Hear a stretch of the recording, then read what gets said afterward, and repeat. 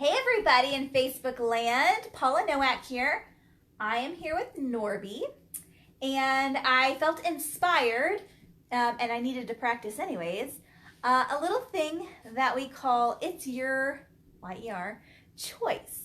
This is something that Susan Garrett, who does a ton of agility up in Canada and many other things, coined the phrase, and it's really for the dog to learn that not engaging with something is their choice and they get rewarded for it. This is something that is one of the main threads in our, oh my goodness, it totally went out of my head, impulse control class. And so I thought I would share a few step-by-step on how it works and how you can get it started. I thought that would be fun, you know, just a random Thursday night thing. Basically, there's different steps to it. And I have you angled towards the ground because that's kind of where we're going to work. But you eventually will stand up. You will eventually be able to walk past items like treats or toys, anything that your dog finds tempting. And this can be applied to other dogs or people. So we're asking them not to engage with the thing. So in this case, we're going to start with a whole bunch of treats and Norby. And he has done this before, but he might be a little rusty because it's been a couple weeks since we had impulse control class. So I'm going to explain it, then I'll demo it, and he's being super patient, good boy. And then you guys can keep an eye on it so that you could start the process yourself. We always want to, he's kind of fussy, we always want to thin slice it with our dog, so little bitty baby steps so that we're not chunking it and doing a whole bunch of stuff at once. And that's what you're going to see. He may go really fast, one, because we're demoing, and two, because he's done it before. But go at your dog's pace. If they are having trouble, go back to the step that you were working on before. He is ready to work. So tonight we're working on It's Your, Y-E-R, Choice. This is something Susan Garrett teaches, and we teach in our impulse control class. So he's ready. The very first thing you want to do is you want to have, I'm going to hide some of these treats. You're going to have a handful of treats, and you're going to present it close to the dog, and you just don't want them to go for it. So if he doesn't go for it, and so your dog might be like punching you or kind of grabbing onto you, you're just going to ignore that. And the moment they disengage, you're going to bring them a treat from that hand. So he's kind of trying to guess, what am I supposed to be doing? Because we've been working on some tricks too. So he might offer some stuff from tricks, like his head down. Good boy. So once they're good with the hand being closed and you delivering treats from the closed hand, they're not punching you, they're not, you know, trying to get in here, you can deliver the treat. The next step is to have the hand open but ready to close if they try to go for it. And as long as the dog doesn't go for it, you're going to deliver treats from your hand to the dog. So he's doing a good job. I'm going to break these a little bit smaller. And this is going to be a lot of treats, so try to make them pretty small or use their meal or give them less of their dinner. Boy. So you can see he's pretty good at this. Another dog might try to go for it, and all you're going to do is shut your hand. You're not going to say, no, stop it, don't do that. You're just going to shut your hand. That means they lose the opportunity, they made the wrong choice, and then you would try to open it again. So it's a little bit of temptation there, right? So if they did get it, it wouldn't be the end of the world because it's just treats. Good job. Right, so this part's going really well. So I could take it to the next level, which might be, for me, maybe like picking up a treat and setting it down like, oh no, not that one, maybe this one. So the dog is learning to wait till you bring it to them. So they're not trying to bridge the gap and come to you. You're going to bring the treat to them. So I might, you know, kind of look at a couple treats, maybe spend my time breaking one up. So I'm kind of fussing with the treats, and they're still going to come to him. If I started to give it to him and he got up, I might put it back in the pile and not give it to him. But you can see he's laser focused. So step 1, closed hand. Step 2, open hand, ready to close it. Step 3, maybe you're messing with the treats and giving them one, or maybe you start to give it to them and then put it back. You can see he's like, don't touch it. She's going to give it to you. So he learns really quick. You're going to get the stuff. You just got to control yourself, which is not easy. And you can do the same with a toy. So now I'm going to take my pile of treats, and he must wonder who I talk to sometimes. Good boy. he's going to offer me some things. But I'm going to put the treats on the floor, and hopefully you guys can see that. I see some of you are commenting. I'll get to those in a moment. Good boy, Norby. So I'm going to cover them, and then I'll open them just a little bit so he doesn't get them. Oops, and then I'll deliver the treat to him. So I'm covering it on the ground so he can't get to it, and then I'm going to bring it to him. Then I'm going to open it up, and he's not going for it, so I'll deliver. So that's another layer of challenge for him. They're just sitting there. He could grab them, right? If he went for them, I would just put my hand over, or if you were standing up, you could cover it up with your foot. You don't want to be harsh about it. There's no telling them, no, stop it, don't do that, because it's for them to make the choice. You're doing a great job, kiddo. I didn't actually expect him to be this good. Should have brought a rookie dog in, huh? Good job, Norby. So then I can go like I was with the open hand and kind of fussing with the treats. I can do the same, like, oh, I was gonna, no, not that one.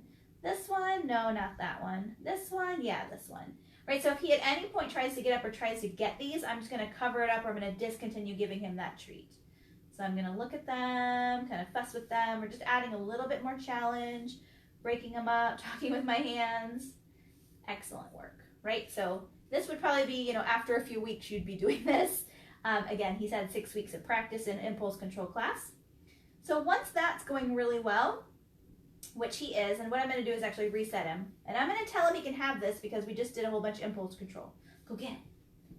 So if you toss treats to your dog, you might want to tell them they can have it. So now I'm going to take these and I'm just going to gently toss them on the ground. So like I was rolling some dice, and now I can give it to him. Pick those up again, just a couple inches off the ground. Let them fall where they may, and then I'll deliver, right here, Norby, deliver to him. And then I could add more challenge by having it up higher. Right, and I gotta be ready to cover them. Ooh, they went really close to him. Very good boy. He didn't even go for them because he's very smart. He's being a very good demo dog tonight. Get a few more treats that I stashed away. Break those up a little bit. So this is helping him realize to have better self-impulse control. Could I tell him to leave it? Absolutely, if the dog knew it. But wouldn't it be better if your dog noticed something and then they checked in with you or disengaged and you rewarded them? So they see something on the ground, a worm or something they want to roll into, and they don't. They check in with you or you reward them for not going for it. Good boy. And then I can drop it from higher and higher. So I'm going to do it a little bit further away from him because they're going to sprinkle everywhere. Oh, he didn't get it. He didn't get it. Still here. Good boy. So that was kind of hard, Mom. Kind of hard. Good boy. So eventually I want to be able to like drop it, at his feet. Maybe. I don't know. That could be the level I get to, that I can throw things at him, in a loving way, not to hurt him. And that, he doesn't go for them unless I tell him he can have them. Right? So he really has to think, what is the game here? So he offers this in other ways. He and I do this with toys. So he takes this little tail teaser, which is his absolute favorite. Does your dog like the tail teaser? Good boy, all done. And I dangle it in front of him, and he's not allowed to get it until I tell him he can have it. So it helps them really think like, can I or can't I? For dogs who are very social, it helps them with polite greeting of people or dogs. It's like, not till I tell you, can you go and say hi to the person, the dog, go sniff the bush, etc. So I'm going to rearrange my, good boy, Norby. He's being such a good boy tonight. So next level, before I rearrange my camera here, would be to have treats maybe laid out in a line, and then we walk past them. And then every time he doesn't go for them, or he notices them but doesn't, I'm going to reward him for not going for the pile of treats. So let me adjust you guys a little bit. See what you guys are saying out here. All right. Oh, thanks, Hannah. I am liking the new haircut. Good thing I introduced myself in the beginning, right? So Jeannie said Linda turned us onto this game early on, and Pippin is a pro. Well, Jeannie, that sounds like a good challenge. I think you need to submit a video for us to watch, right? We want to see Pippin rock out. It's your choice. There we go. All right. Got a little thumbs up. That's awesome. So I want you guys to try this. Good boy, Norby. All you need is some treats and your dog. And you're just going to start with your hand closed. You're delivering the treat to them. Then open. They shouldn't go for it.